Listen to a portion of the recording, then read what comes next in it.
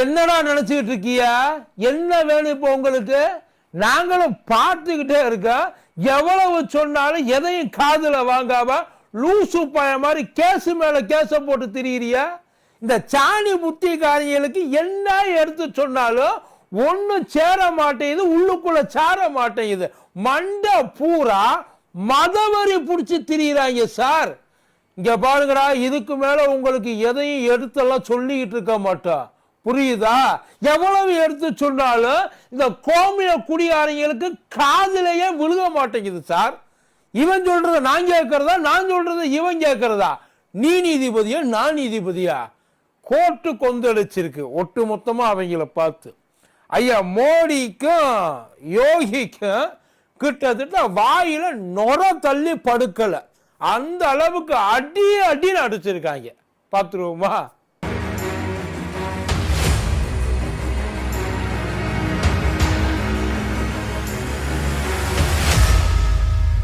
மதியம் நேருக்கு வணக்கம். இது மதியம் திரும்பா கூத்தடி கோப்பு. அத்தனை பேருக்கும், பார்த்துட்டு இருக்கவங்களுக்கும் சரி, பார்க்காம இருக்கவங்களுக்கும் சரி, பார்த்து ரசிக்கிறவங்களுக்கும் சரி, பார்த்து பொசுங்கிறவங்களுக்கு சரி, அத்தனை பேருக்கும் முதல்ல இனிய பொங்கல் நல்வாழ்த்துக்கள். நம்ம இங்க சக்கரை பொங்கல் வச்சு நம்ம கொண்டாடிட்டு இருக்கோம் இல்லையா? டெல்லியில சங்கிகெல்லாம் ஒட்டு மொத்தமா சேர்த்து சமைச்சு பொங்கல் கொண்டாடி இருக்கு டெல்லி உச்ச நீதிமன்றம். முனிசிபாலிட்டியில் ஆரம்பிச்சு முதல்வர் பிரதமர் வரைக்கும் அத்தனை பேருக்கும் ஒரே முடிச்சா போட்டுவிட்டு, இனிமேலுக்கு வாயை திறந்த என்ன என்னன்றது எங்களுக்கு நல்லாவே தெரிஞ்சு போச்சு, இதே வேலையா ஓம் பின்னாடியே திரிவோம் நினைச்சியா? இந்த மசூதி இருக்கு, மசூதியை இடிக்கணும், கோயிலை வெளியில எடுக்கணும், அதுக்கு நம்ம நடவடிக்கையை தொடுக்கணும் அப்படின்னு சொல்லி பயங்கரமா ரைமிங்ல அடிச்சுக்கிட்டு இருந்தாங்க இல்லைங்களா? எல்லா நடவடிக்கையும் அப்படியே நீ சீஸ் பண்ற. ஆனா இது வந்து ஒரு டெம்பரவரி அடிதான் வச்சுங்களேன். இந்த அடியில ஐயா மோடிக்கு சப்த நாடியும் அடங்கி போய் உட்கார்ந்து இருக்கு. என்னடா திடுதிருப்புன்னு நமக்கு எதிராக திரும்பி இருக்காங்க. இதை விட்டா நமக்கு வேற தொழில் என்ன தொழில் நமக்கு தெரிய? கோயில் நோன்றது, மசூதியை இடிக்கிறது, கலவரம் உண்டு பண்றது, மத கலவரத்தை கலப்புறது, இதை தாண்டி வேற என்ன அரசியல் நமக்கு தெரியும்? இப்ப பார்டர்ல ஏதாச்சும் ஒரு பிரச்சனைனா கூட அதை வச்சு அத்தனை பேருக்கும் நம்ம உட்கார்ந்து படம் காட்டலாம். பட் ஆனா இங்க மாதிரிலாம் எதுவும் இல்லையே. ஏன்னா இப்ப அடுத்தடுத்து ஐயாவோட அடி சறுக்கி அப்படியே அது அதான் நல்லா தெரியுமே, 2024 எலெக்ஷன்ல எல்லாம் நல்லா பார்த்துட்டாங்கல்ல.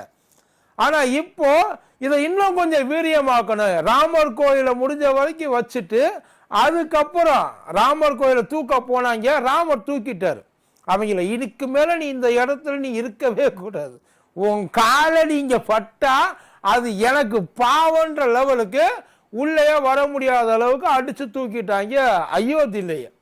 இப்ப அதை தாண்டி ராமரை முடிஞ்சதுக்கு அப்புறம் நேரா வர்றாங்க காசிக்கு, ஞானவாபிக்கு வர்றாங்க, இந்த பக்கம் ராஜஸ்தான் அஜ்மீருக்கு வர்றாங்க, அப்படியே உத்தரகாண்ட் போனா உத்தரகாசி அந்த இதுக்கு போறாங்க.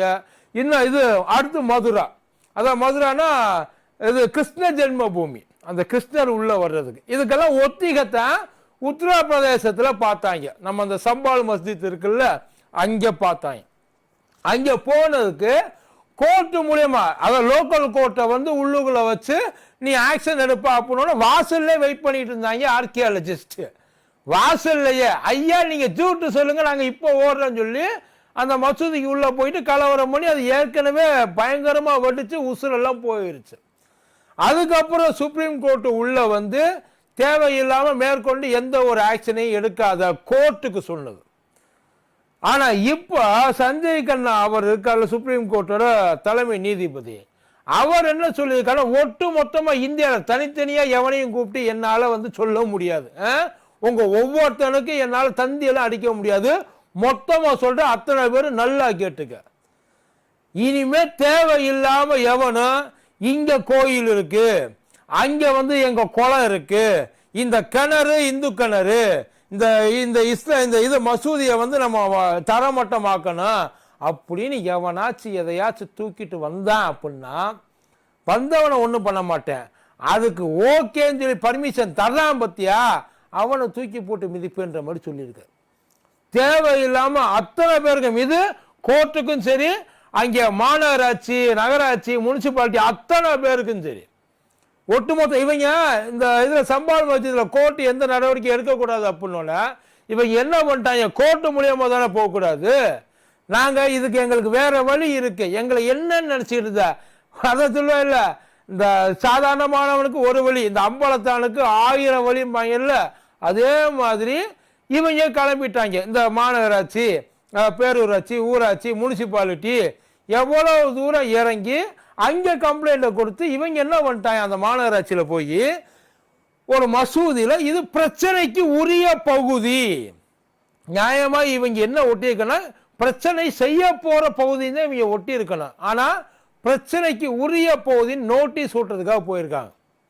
அந்த இடத்துல தான் சுப்ரீம் கோர்ட்டு நீ ஒரு ஆணியும் பிடுங்க வேண்டாம், நீ இது வரைக்கும் பிடுங்கின ஆணி பூராவே தேவையில்லாத ஆணி தான், இனிமேல் எவனாச்சும் இந்த ஆணி பிடுங்குற அந்த ஆணி பிடுங்குறன்னு போன மிதிச்சு சாணி ஆக்கிடுவேன் இருக்கா. உண்மை சார், ஏன்னா இது ஒரு பெரிய பிரச்சனை. எவ்வளவு தூரம் நம்மளாம் நினைச்சிட்டு இருக்க, ஏதோ அவங்க தேவையில்லாம பண்றாங்க, பக்கா பிளானோட பண்றாங்க. இதை தாண்டி ஒரு சென்சிட்டிவான இஷ்யூ, எவ்வளவு பெரிய ஒரு சென்சிட்டிவான இஷ்யூவை எந்த ஒரு எச்சரிக்கையுமே இல்லாம ஈஸியா எல்லாத்துக்கும் பர்மிஷனை கொடுத்துடுறாங்க சார். அதைத்தான் இன்னைக்கு உச்ச நீதிமன்றம் ஒரு இதை போட்டிருக்கு, இனிமே ஏதாச்சும் ஒரு கேஸ் வந்துச்சுன்னா அந்த கேஸை எடுக்காது, இருக்கிற கேஸை தேவையில்லாம இன்னும் கொஞ்சம் உத்தரவு போடாது, இந்த ஆராய்ச்சிக்கு அனுப்புறேன், அப்புறம் இது வேற ஏதாச்சும் வந்து அகழ்வாராய்ச்சி பண்ண போறேன், இந்த பிரச்சனைக்கு எவனையும் உள்ள அனுப்பாது. ஒருவேளை ஆல்ரெடி அந்த ப்ராசஸ் எங்கேயாவது போய்கிட்டு இருந்தால் அந்த ப்ராசஸை எல்லாருக்கும் தூக்கி ஏதோ வத்தலாவாக்க கொடுக்குற மாதிரி கொடுத்துடக்கூடாது, கவர்ல சீலை போட்டு நேர கோர்ட்டுக்கு தான் அனுப்பணும். இடையில அது எங்கேயும் கசியக்கூடாது, கோர்ட்டுக்கு வந்து அப்புறமும் அதை கசிய விடக்கூடாது, உள்ளுக்குள்ளதான் இருக்கணும். தேவையில்லாம நீங்க இந்த இடத்துல உங்களோட ஆதாயத்துக்காக, அதான் அவர் நல்லா சொல்றாப்புல, எவனோ ஒருத்த ஆதாயத்துக்காக இங்க இறங்கி அத்தனை பேர் வேலை பார்த்துக்கிட்டு இருக்கான், அத்தனை பேருக்கும் ஒரே பூட்டா இழுத்து பூட்டிட்டாரு, எவனும் எதையும் செய்யக்கூடாது. ஆனா இப்ப இவங்களுக்கு உண்டான நிலைமை என்ன தெரியுமா, எங்களுக்கு தெரிஞ்ச ஒரே ஒரு வேலை அந்த வேலை தாயா, அதையும் நாங்க செய்யக்கூடாது. இப்ப உத்தரகாண்ட்லயும் சரி, இந்த பக்கமும் சரி, உத்தரப்பிரதேசம் இடையில எல்லா இடத்துலையுமே வந்து எலெக்ஷன் வரும். இப்பதான் ராஜஸ்தான்ல எலெக்ஷன் முடிஞ்சுச்சு, அதை தாண்டி இப்போ ஒவ்வொரு இடத்துக்கு எலெக்ஷன் வர்றதுக்கு அவங்களும் ஒட்டு மொத்தமா கொண்டாந்து ஒரு பாயிண்ட்ல இணைக்க வேண்டிய கட்டாயம் இருக்கு. அப்படி இணைக்க வேண்டிய கட்டாயம்னா ராமரை வச்சு இனிமே நம்ம வந்து டயரை ஓட்ட முடியாது, அந்த டயர் தேஞ்சு போச்சு, பட்டன்லாம் போச்சு, நல்ல பல இருக்கு, அது நம்ம கண்ட்ரோல்ல இனிமே இருக்காது, அது கண்ட்ரோலுக்கு தான் நம்ம போகணும். அடுத்து ஏற்கனவே இவங்களோட அஜெண்டாவே இங்க எப்படி இதுக்கு பாபர் மசூதி இடிச்சாங்களோ அதே மாதிரி ஞானவாபி மசூதியும் இடிக்கணும், அதை தூக்கணும். அதே மாதிரி கிருஷ்ண ஜென்ம பூமியா இருக்க அந்த மதுராவில் அந்த மஸ்ஜித்தை இடிக்கணும், அதை தூக்கணும். இவங்க எப்படி உள்ள போக பார்ப்பாங்கன்னா, இந்த செவர்ல எங்க சாமி இருக்கு, இந்த இதுல பின்னாடி அந்த கட்டணத்துல எங்க சாமி இருக்கு, அதை சுத்து வட்டாரத்துல எங்க சாமி இருக்கு, பூமிக்கு அடியில எங்க சாமி இருக்கு, பூஜை பண்றோம், செய்யறோம், நாங்க அனுமதி கொடுக்கிறோம், மக்கள் போயிட்டு வரட்டும். இப்படித்தான் பாபர் மசூதியும் காலி பண்ணாங்க. இவங்களுக்கு இதெல்லாம் வந்து ஒரு ரொட்டீன், எப்படி இந்த பூரி சுடுறது, தோசை சுடுறதுன்ற மாதிரி ஒவ்வொன்றுக்கும் ஒரு ப்ராசஸ் இருக்கு, இவங்களுக்கு அதே ப்ராசஸ் எல்லாத்துக்கும் இருக்கு. இப்ப அதைத்தான் கொண்டாந்து எல்லா இடத்துக்கும் போயிருக்காங்க. இனிமே இந்தியாவில் எந்த ஒரு இடத்துலையும் இந்த மாதிரி கேஸுகளை எடுக்க கூடாதுன்னு சொல்லியிருக்காங்க.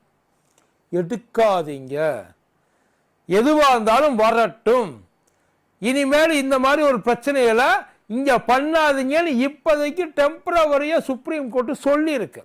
ஆனா இதுல என்ன ஒரு பிரச்சனைனா, இதை நம்மளால வந்து ஹோல்டு தான் பண்ணி வைக்க முடியுமே தவிர ஸ்டாப் பண்ண முடியாது, ஒரேடியா வந்து அது நிப்பாட்ட முடியாது. அது கொஞ்ச நாள் கழிச்சு மறுபடியும் வெளியில வரும். ஏன்னா ஒட்டுமொத்தமா பல இடங்கள்ல ஒன்னா சேர்ந்து கேஸ் போட்டாங்கன்னா எடுத்துதான் ஆகணும், அதை கண்டிப்பா எடுத்தாகணும், இல்லைன்னு சொல்ல முடியாது. அது எங்க உரிமை, அது எப்படி நீங்க இல்லைன்னு சொல்லுவீங்க, ஒன் சைடா இருக்காதீங்கன்னு இவங்க சொல்லுவாங்க. ஆனா இப்ப இந்த கேஸ் சம்பந்தமா இவர் துஷர் மேத்தாவோட சிஷ்யர் அவர் வந்து வாதாடி இருக்காப்புல. எப்படி வாதாடி இருக்காப்புலன்னா, அங்கே இருக்கிறவங்க இந்த சம்பால் மஸ்ஜித்தில் இருக்கிறவங்க ஒன் சைடாக உள்ளுக்குள்ளே இருக்கிறாங்க, அவங்களுக்கு அவங்க தான் வந்து கலவரம் பண்ண பார்க்குறாங்க, அவங்க தான் இவ்வளோ பிரச்சனைக்கான எப்படி நீ வருவ இடிக்கிறேன்ப, அதை ஒட்டு மொத்தமாக தரமட்டமாக்கிட்டு இனிமே உங்க ஆளுக யாரும் உள்ள வரக்கூடாதும்ப, இத்தனை நாள் அவங்களுக்குள்ள இருந்தவன இனிமே இது உன்னோடது இல்லை அப்படின்னு சொல்லி அவனை அடிச்சு வெள்ளத்தை அவன் கை கட்டி வேடிக்கை பார்க்கறான். அப்படித்தானே? இது எல்லார் மனசுலையும் தோன்ற ஒண்ணு. நியாயமா இருக்கிற மாதிரி தான் நீங்க என்ன பண்ணிக்கிறீங்க? எல்லா ஆராய்ச்சி இப்ப பாபர் மசூதி எடுத்துக்கோமே, அங்கேயுமே இங்க கோயில் இருந்துச்சு அப்படின்றதுக்கு எந்த சான்றும் கிடையாது. இங்க இது வரைக்கும் அவங்க கொடுக்கல. ஏதோ ஒண்ணு அந்த மாதிரி இருக்குது, அது குடோனா கூட இருக்கலாம், கோயிலா இருக்குன்ற அவசியம் கிடையாது. அதே மாதிரி எல்லா இடத்துலையும் இருக்கலாம், சான்றுகள் இருக்கு. பழைய காலத்து கட்டிடம், அங்கே பழைய காலத்து கட்டிடம் தான் இருக்கும், ஃபியூச்சர்ல வரப்போறதா இப்போ இருக்கும். இந்த மாதிரி எதையாச்சும் சொல்லி ஒட்டு மொத்தமா எல்லாத்தையும் கழிச்சு மறுபடியும் மொத்தமா நம்ம வந்து இழுத்துக்கலாம். இதுக்கு முன்னாடி என்ன ஸ்ட்ராட்டஜி யூஸ் பண்ணமோ அதை பண்ணலாம்னு நினைச்சிட்டு இருந்தாங்க. ஒட்டு மொத்தமா தூக்கி கொண்டு வந்து புள்ளி வச்சிருக்கு. இப்போ அந்த புள்ளியை இவங்க அழிக்கலாம். அதாவது அந்த ஒரு கோடு போட்டு ராமர் போட்ட கோடு அப்படின்ற மாதிரி போட்டு அந்த கோட்டை இடையில இவங்க அறுக்கலாம். ஆனா அப்படி அறுக்க முடியாம இனிமே எவனும் இதை வச்சு எதையும் செய்ய முடியாம இருக்கணும் அப்படின்னா ஏற்கனவே ஒரு ரூல் ஒன்று இருக்கு. இப்ப அதை பிரேக் பண்ணதுனாலதான் இவ்வளவு பிரச்சனையும். இதுக்கு காரணம் ஐயா ஓய்வு பெற்ற தலைவி நீதிபதி அவர் கொடுத்த ஒரு பர்மிஷனு இன்னைக்கு இவ்வளவு தூரம் பஞ்சாயத்துல வந்து நிக்குது. அதாவது 1947க்கு அப்புறம் எது எங்கெங்க இந்தியாவில் இருந்துச்சோ 1947க்கு அப்புறம் இருந்துச்சோ அது அப்படியே அவங்களுக்குள்ளேயே இருக்கட்டும், அதை போயிட்டு எவனும் தேவையில்லாம நோண்டாத அப்படின்னு ஒரு சட்டம் நம்ம கிட்ட ஆல்ரெடி இருக்குது. அந்த சட்டத்தை மறுபடியும் அழுத்தம் திருத்தமா போட்டு இனிமே எவனும் எதுலையும் கை வைக்கிற வேலையை வச்சுக்காதீங்க, அப்படி கை வச்சா கவர்மெண்ட் உங்க மேல கால் வைக்கும் அப்படின்னு ஒரு சட்டத்தை கொண்டு வந்துட்டீங்கன்னா, அதை உறுதி பண்ணிட்டீங்கன்னா எவனும் இதுக்கப்புறம் இந்த விஷயத்தை ஏற்றுக்கிட்டு உங்களுக்கு உள்ள நுழைய மாட்டாங்க.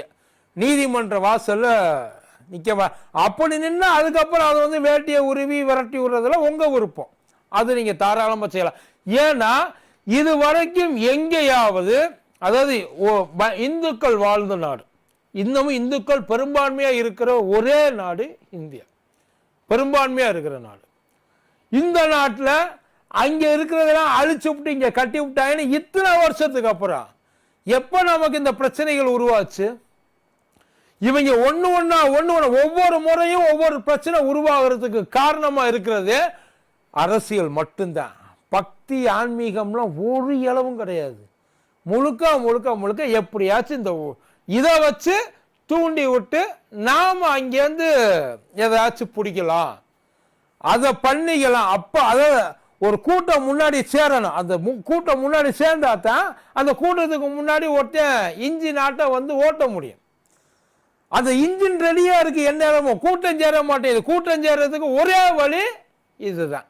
இதை மட்டும் நம்ம கொஞ்சம் குத்தி விட்டோம்னா போதும், நம்ம இஷ்டத்துக்கு எப்படி வேணாலும் விளையாடலாம். ஏன்னா அறிவு கட்டவங்க தானே, புத்தி இருந்தா இந்த பின்னாடி போவாங்கல்ல என்ன அது. ஆனா அந்த அளவுக்கு அவங்க அப்படி அது அப்படியே ரெடி பண்ணி வச்சிருக்காங்க. இது வரைக்கும் தயார் பண்ணது அப்படித்தான், அவங்க அப்படித்தான் போறாங்க. ஆனா இந்த மாதிரி விஷயங்கள் இனிமேலுக்கு வராம இருக்கணும். நாம இப்ப இருக்கிறதுல எந்த விதமான பிரச்சனையும் வந்துடக்கூடாது, அடிச்சுக்க கூடாது, அமைதியா இருக்கணும். அடக்க முடியாத ஒரு கலவரத்தை உண்டு பண்ணிடக்கூடாது. ஒவ்வொருத்தருக்குள்ளேயும் புகையும். இது ஒரு இடத்துல நடக்கிறது மட்டும் கிடையாது, ஒவ்வொரு இடத்துலையும் அந்தந்த குரூப் இருப்பாங்க பார்த்தீங்களா, அந்த ரெண்டு குரூப்புக்கு இடையிலையும் பிரச்சனைகள் வரும், கண்டிப்பா வரும். அப்படி வராம இருக்கணும்னா அவங்க இந்த ஒரு இந்த ஒரு சட்டத்தை அழுத்தம் திருத்தமா அவங்க எழுதி கையை கட்டி, இது வந்து கிட்டத்தட்ட வந்து இந்த பில்லு சூனியம் அந்த பேயெல்லாம் இருக்குது, அந்த பேயை உள்ளுக்குள்ள அடைச்சி வைப்பாங்க இல்லைங்களா, மந்திரங்கள்லாம் கட்டி, கிட்டத்தட்ட அப்படித்தான் இந்த சட்டன்றது நாம பண்ற பூஜை, அந்த அந்த தீய சக்தியை கட்டி போடுறதுக்கான ஒரு இது, அது ஹோமம்னு வச்சுக்கோங்களேன், ஒரு பேச்சுக்கு சொல்றேன், அந்த மாதிரியான விஷயம். அதை வச்சு நம்ம கட்டி போட்டிருந்தோம்னா நல்லது. இல்லை அப்படின்னா அந்த தீய சக்தி ஊரா அழிச்சிடும், நாட்டை நாசமாக்கிடும். ஒண்ணுமே இல்லாம ஒன்றுத்துக்கும் உதவாத ஒரு இடமா நம்மளை மாற்றி விட்டுரும். காட்டு மிராண்டியாத்தான் நம்ம போவோம். பார்த்துக்கங்க. நன்றி.